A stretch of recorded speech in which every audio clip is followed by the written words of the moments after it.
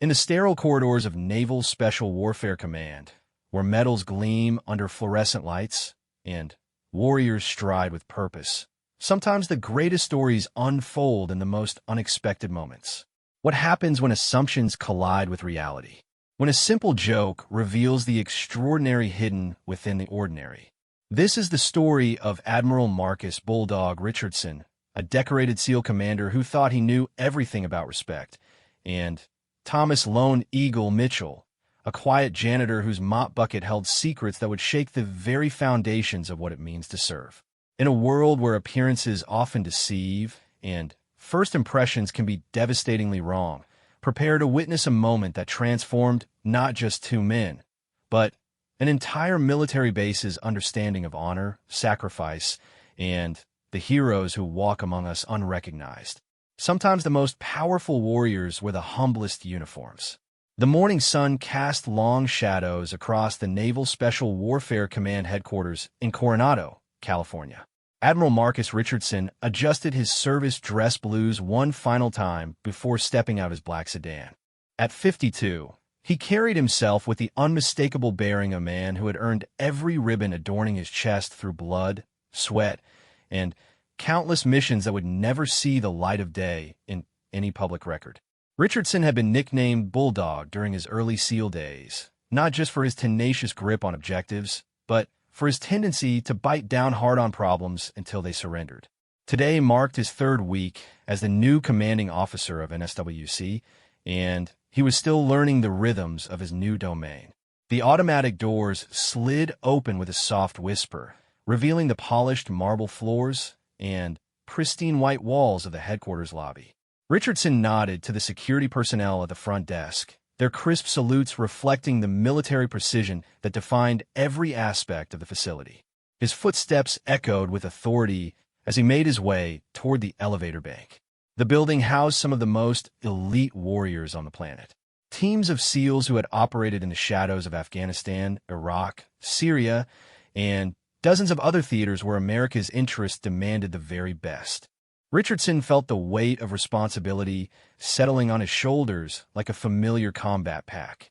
These were his men now, and their success or failure would rest squarely on his leadership. As the elevator doors opened, Richardson's attention was caught by movement in his peripheral vision. A figure in navy blue work coveralls was methodically mopping the floor near the memorial wall, where photographs of fallen SEALs gazed down with silent dignity. The janitor worked with an almost meditative precision, each stroke of the mop deliberate and thorough. Richardson paused, studying the man. There was something unusual about the way he carried himself. Despite the humble nature of his work, the janitor maintained perfect posture. His movements were economical, purposeful, lacking the casual slouch that Richardson had observed in many civilian contractors on base.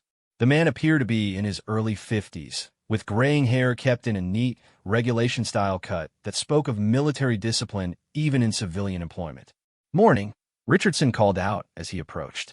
The janitor looked up, revealing weathered features and clear, intelligent eyes that seemed to assess the Admiral with the same careful attention Richardson was giving him.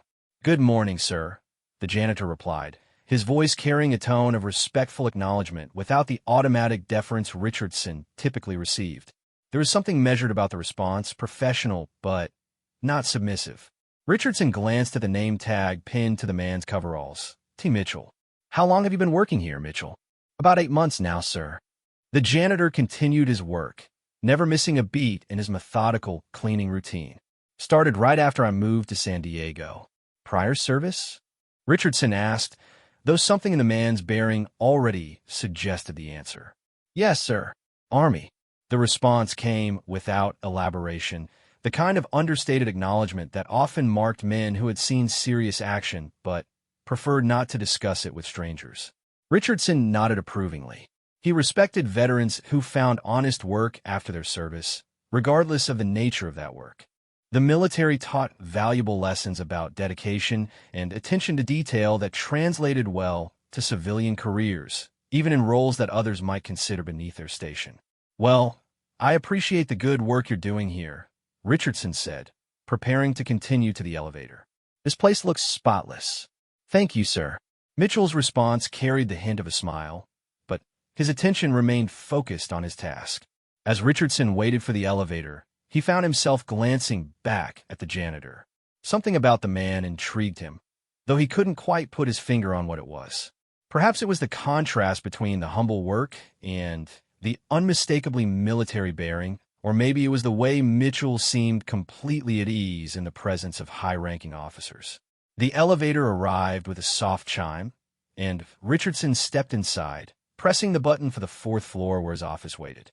As the doors closed, he caught one last glimpse of Mitchell, still working with the same methodical precision that had first caught his attention. Richardson's office occupied a corner position with windows overlooking the Pacific Ocean. The view was spectacular, but he rarely had time to appreciate it. His days were filled with briefings, personnel reviews, and the constant stream of decisions required to keep one of the military's most elite units operating at peak efficiency. His aide-de-camp, Lieutenant Commander Sarah Chun, was already waiting with his morning briefing folder and a steaming cup of coffee prepared exactly the way he preferred it. Chun had served with distinction in naval intelligence before requesting a transfer to Special Operations Support, and Richardson had quickly learned to rely on her sharp analytical mind and organizational skills. "Good morning, Admiral," Chun said, handing him the briefing materials. "We have the weekly department heads meeting at 0900, followed by your interview with the candidate for the new training coordination position." Richardson settled behind his desk, scanning the agenda Chun had prepared. The meeting would include all the senior officers responsible for various aspects of SEAL operations, from training and logistics to intelligence and mission planning. It was these sessions that allowed him to keep his finger on the pulse of the command. "Any issues I should be aware of before the meeting?" Richardson asked, opening the briefing folder. "Nothing urgent, sir, but Commander Davis wanted to discuss the new security protocols for the Memorial Corridor. There have been some concerns about maintaining appropriate reverence while ensuring the space remains accessible for ceremonies and visits from families." Richardson nodded. The memorial wall was sacred ground within the command, honoring SEALs who had paid the ultimate price in service to their country. Balancing security requirements with the need to preserve the dignity of the memorial presented ongoing challenges, especially as threats to military facilities continued to evolve. "Schedule some time for me to walk the memorial area personally," Richardson said. "I want to understand the security concerns firsthand before we make any changes to protocols." The morning briefing covered the usual range of topics: training schedules, equipment procurement, personnel rotations, and intelligence updates on global threat assessments. Richardson listened carefully, asking pointed questions and ensuring he understood the implications of each decision that crossed his desk. During a brief break between meetings, Richardson found himself returning to thoughts of his encounter with the janitor. There had been something familiar about the man's demeanor, a quality he recognized but couldn't quite place. It reminded him of the way seasoned operators carried themselves, with a quiet confidence born of experience in situations where composure could mean the difference between life and death. The afternoon brought its own set of challenges. Richardson reviewed promotion recommendations, analyzed after-action reports from recent training exercises, and participated in a video conference with Pentagon officials regarding budget allocation for the next fiscal year. Each task demanded his complete attention, but in the back of his mind, he remained curious about the janitor he had encountered that morning. As evening approached and the headquarters building began to empty, Richardson decided to take that walk through the memorial corridor he had requested. The space was beautifully maintained, with soft lighting that highlighted the photographs and plaques honoring fallen warriors. The marble floor gleamed with a spotless shine that spoke of meticulous care. As he walked slowly past each memorial, reading names and dates, Richardson was struck by the weight of sacrifice represented on these walls. Each photograph showed a young face filled with determination and pride, lives cut short in service to something greater than themselves. The responsibility of leading men and women willing to make such sacrifices was both an honor and a burden that never left him. Near the end of the corridor, Richardson noticed that same janitor, Mitchell, working quietly in an adjacent hallway. The man was restocking supply closets with the same methodical attention to detail he had displayed that morning. Richardson watched for a moment, noting again the military precision in the man's movements. On impulse, Richardson approached. "Working late tonight, Mitchell?" The janitor looked up from his supply cart, showing no surprise at the Admiral's presence. "Yes, sir. Like to get the evening cleaning done when there's less foot traffic. Makes it easier to do a thorough job." "I can appreciate that attention to detail," Richardson said. "The memorial area looks exceptional. You're doing important work here." "Thank you, sir. It's an honor to help maintain this place." Mitchell's tone carried genuine reverence, and Richardson noticed the man's eyes drift toward the memorial wall with an expression that seemed deeply personal. "The memorial means something to you," Richardson observed. "Yes, sir, it does." Mitchell's response was quiet, almost contemplative. "Every name on that wall represents someone who answered the call when it mattered most. Keeping this place perfect is the least I can do." Richardson found himself studying Mitchell more closely. There was something in the way the man spoke about the memorial, a depth of understanding that went beyond casual respect for military sacrifice. It was the kind of reverence that usually came from personal experience with loss, from understanding the true cost of the freedoms those walls commemorated. "Well, you're doing excellent work," Richardson said. "This entire facility reflects well on everyone who maintains it, but the memorial especially needs to be perfect, and it is." "I appreciate that, sir." Mitchell returned to his work, but Richardson sensed there was more the man wanted to say, something held back by military courtesy and the natural reserve of a veteran who had learned when to speak and when to listen. As Richardson walked back toward his office to collect his briefcase before heading home, he made a mental note to learn more about Mitchell. There was clearly more to the man than met the eye, and Richardson had learned over the years to trust his instincts about people. Something told him that Mitchell had a story worth knowing, even if the man seemed content to let his work speak for itself. The next morning brought another encounter with Mitchell, this time in the main lobby as Richardson arrived for his daily routine. The janitor was polishing the brass fixtures near the entrance, working with the same careful attention to detail that had impressed Richardson the previous day. "Morning, Mitchell," Richardson called out as he passed. "Good morning, Admiral," Mitchell replied, never pausing in his work, but acknowledging Richardson with a slight nod that carried military precision. Richardson found himself looking forward to these brief encounters, though he wasn't entirely sure why. Perhaps it was the contrast Mitchell presented, a man clearly capable of more than his current role suggested, yet approaching his work with a professionalism that spoke well of his character. As the days passed, Richardson began to notice other things about Mitchell. The man arrived early and stayed late, ensuring that every corner of his assigned areas met the highest standards. Other members of the janitorial staff clearly respected him, often seeking his advice or assistance with challenging cleaning problems. Despite his civilian status, Mitchell seemed to understand the unique requirements of maintaining a military facility where appearance and order reflected the standards of the warriors who occupied the building.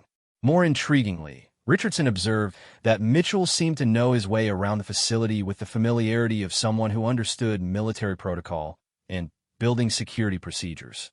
The man never wandered into restricted areas, but he moved through the building with a confidence that suggested military experience in similar facilities.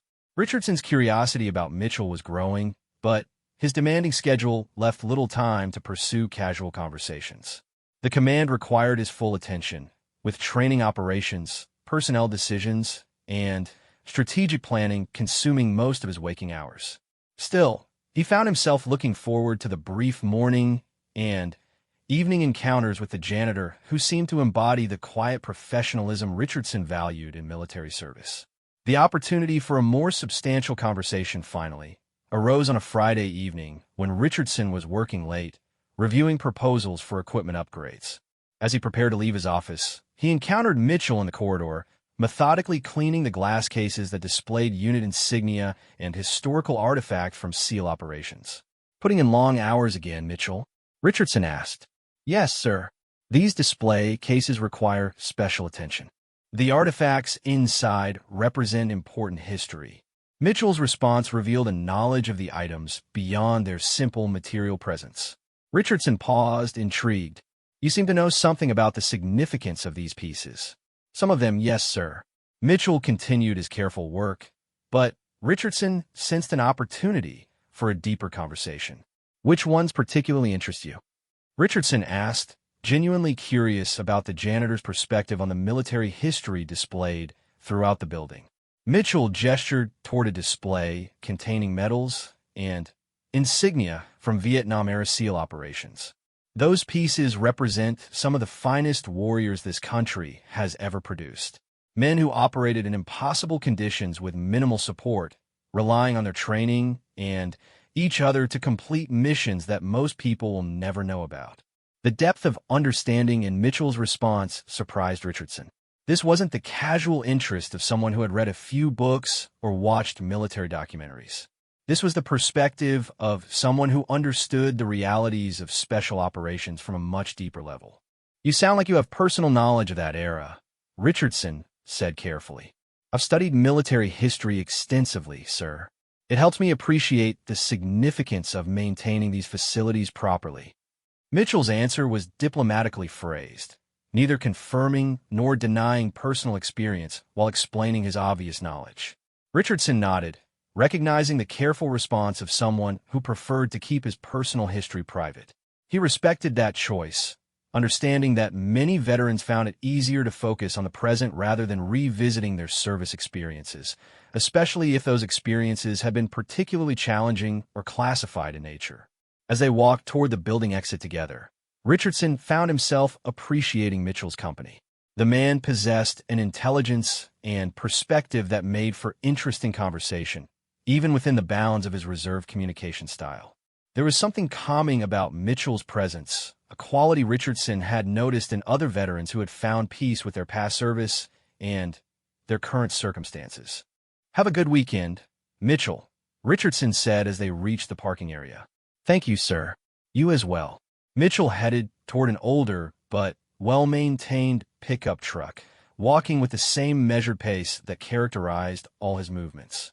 Richardson watched the janitor drive away, his curiosity about the man's background stronger than ever. Everything about Mitchell suggested military experience far beyond the basic Army service he had acknowledged. The man's knowledge of special operations history, his impeccable bearing, and his obvious comfort in a military environment all pointed to a background that included significant service, possibly in roles that required discretion about operational details. As Richardson drove home through the California evening, he reflected on the value of having veterans like Mitchell in support roles throughout military facilities. These men and women brought an understanding of military culture and standards that enhanced the environment for active duty personnel. Even in seemingly humble positions, they contributed to maintaining the excellence that defined elite military units. Still, Richardson couldn't shake the feeling that there was much more to Mitchell's story than the man had revealed.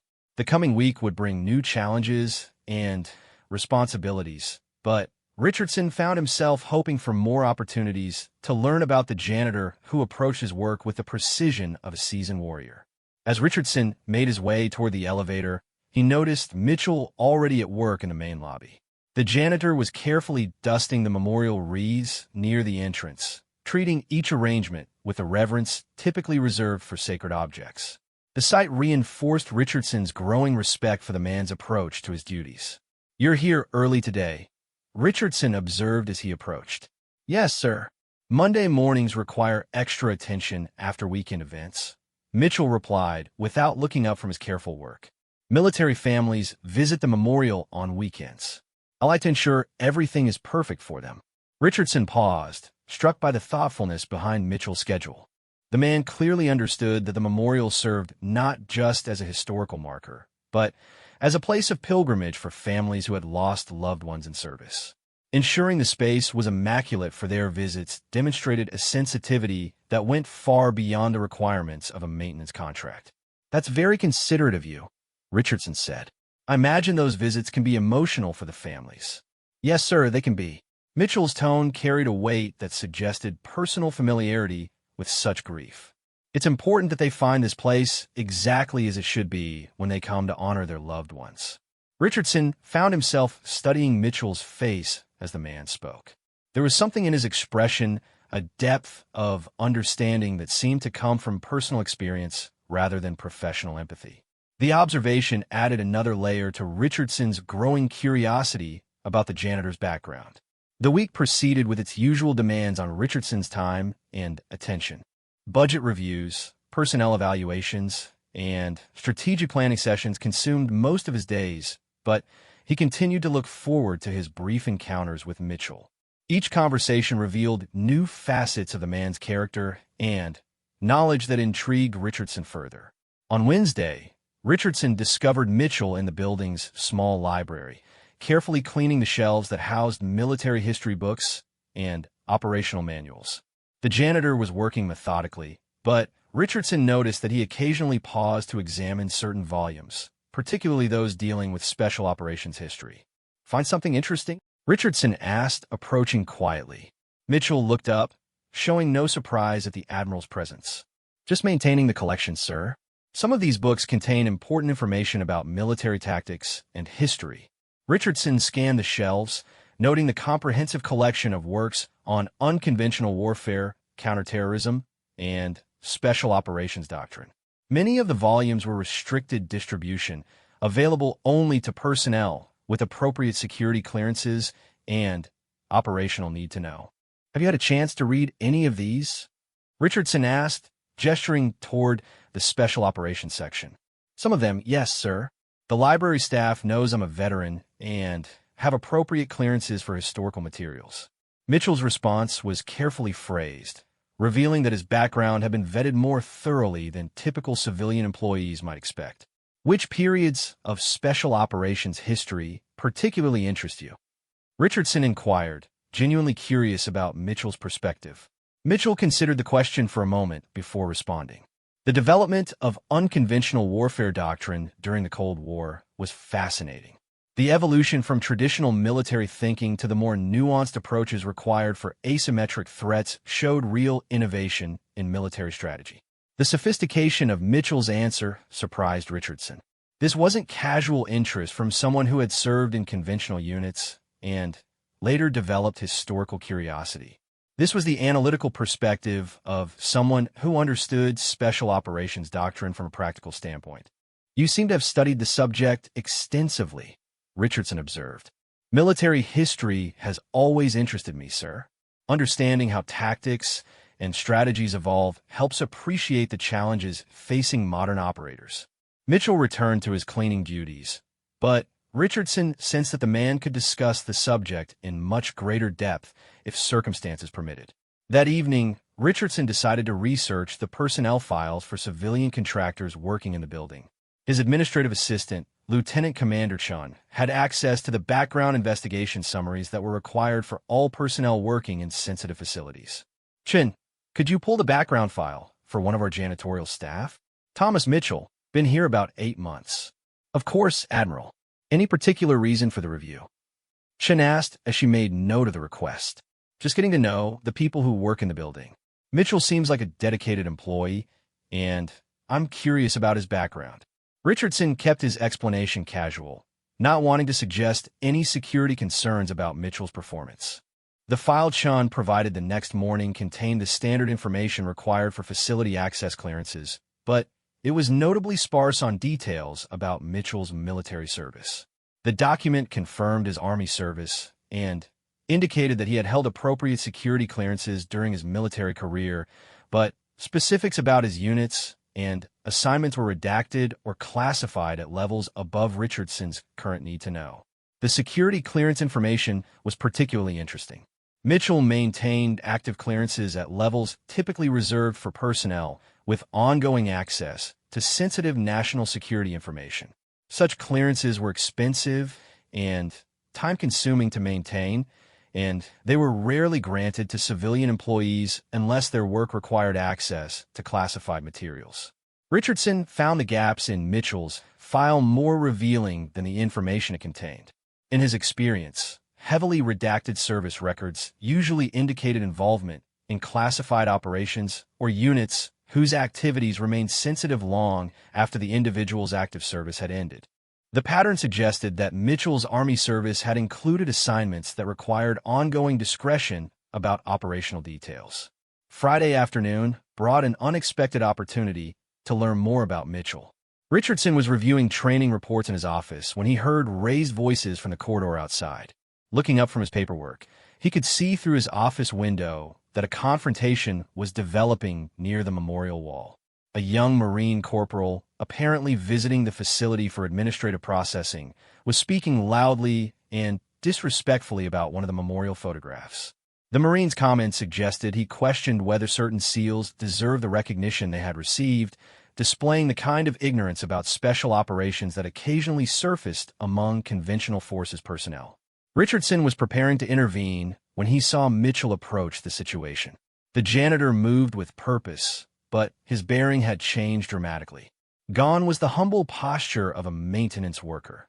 In its place was the unmistakable command presence of someone accustomed to authority. "Corporal," Mitchell said, his voice carrying a tone of quiet authority that immediately captured the young Marine's attention. "I think you may want to reconsider your comments about the warriors honored on this wall." The Marine turned toward Mitchell with obvious irritation. "Look, old man, I don't need cleaning advice from some has-been who couldn't cut it in the real military." Richardson watched as Mitchell's posture straightened even further. When the janitor spoke again, his voice carried the unmistakable cadence of command authority, the tone that experienced military personnel recognized instinctively. "Son, I'm going to give you one opportunity to apologize for your disrespectful comments and move along. These men gave their lives in service to this country, and they deserve better than your ignorant opinions." The Marine, apparently recognizing something in Mitchell's tone that suggested he had made a serious mistake, began to backtrack. "I was just saying that some of these guys probably got medals for doing jobs that regular infantry could have handled. You were questioning the valor of warriors who died protecting your freedom to make ignorant statements," Mitchell replied, his voice never rising, but carrying an intensity that made Richardson lean forward in his chair. "Every man on this wall earned his place through sacrifice you clearly don't understand." Richardson decided it was time to intervene, but as he rose from his desk, he saw the young Marine straighten to attention. The corporal's expression had changed from defensive irritation to something approaching fear as he apparently recognized that he had seriously misjudged the man he was confronting. "I apologize, sir," the Marine said, his voice now respectful. "I spoke without thinking." "Apology accepted," Mitchell replied, his tone softening slightly. "These men were warriors who operated in conditions most people can't imagine. They deserve our respect, not our judgment." As Richardson reached the corridor, the Marine was walking away with considerably more humility than he had displayed moments earlier. Mitchell had returned to his cleaning duties, but his bearing remained noticeably different from his usual modest demeanor. "Everything all right out here?" Richardson asked, though he had observed most of the interaction from his office. "Just a young Marine who needed some education about respect, sir," Mitchell replied, his voice returning to its usual measured tone. "Sometimes people don't understand what they're looking at when they see these memorials." Richardson nodded, impressed by how Mitchell had handled the situation. The janitor had displayed exactly the kind of leadership and authority that Richardson associated with seasoned military professionals, but he had exercised restraint and used the confrontation as a teaching moment rather than an opportunity to humiliate the young Marine. "You handled that well," Richardson said. "That corporal learned something important today." "Thank you, sir."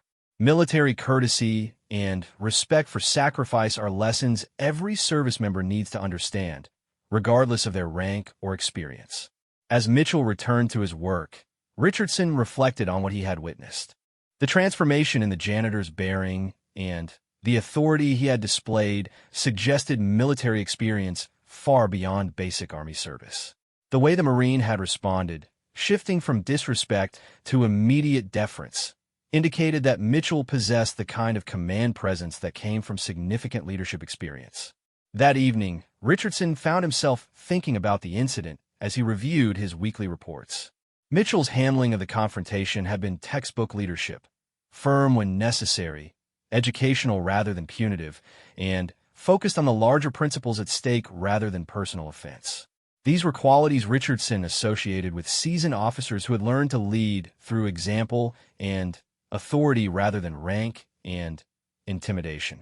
The weekend brought no relief from Richardson's curiosity about Mitchell.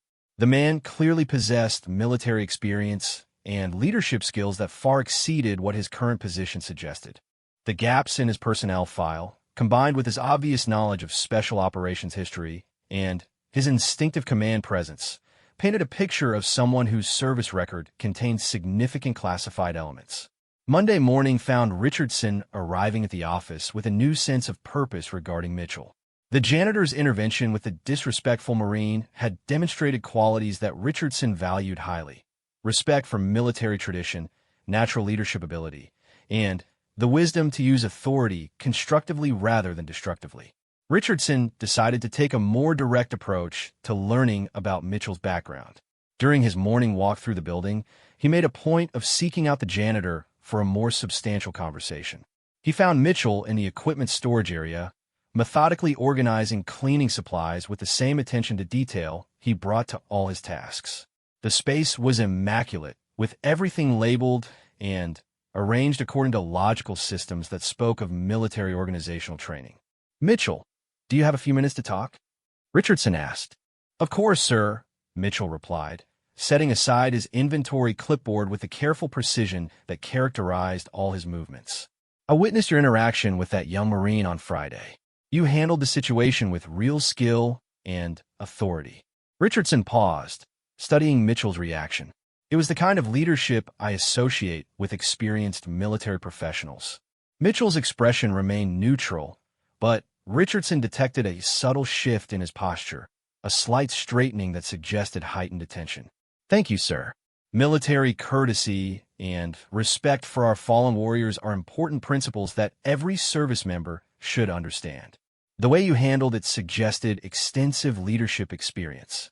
The Marine responded to your authority immediately, which tells me you know how to project command presence when necessary. I served long enough to learn how to deal with young troops, who sometimes speak before they think, sir." Mitchell's response was carefully measured, acknowledging Richardson's observation without revealing specific details about his military background. Richardson decided to probe more directly. "Your personnel file indicates significant security clearances and redacted service information. That's unusual for maintenance personnel."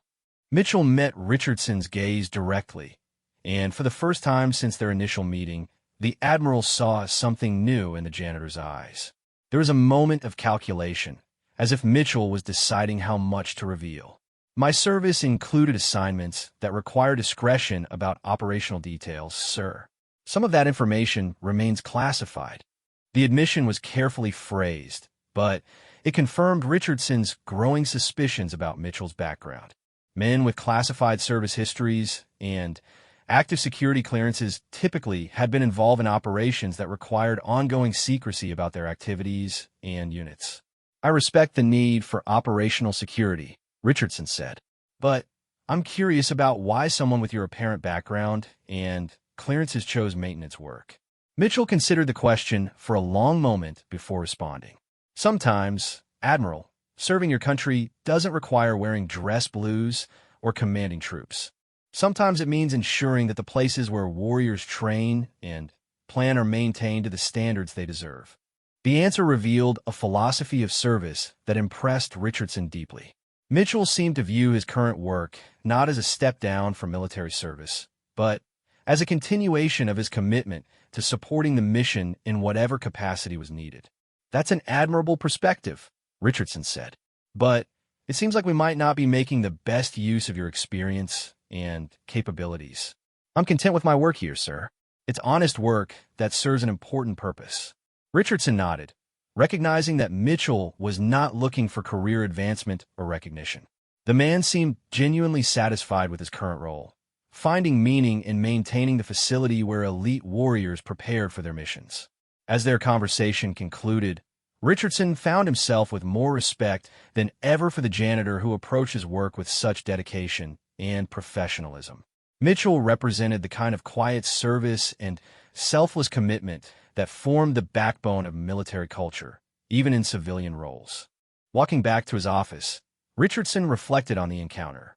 Mitchell's careful responses had confirmed his suspicions about the man's classified military background while maintaining appropriate operational security about sensitive details.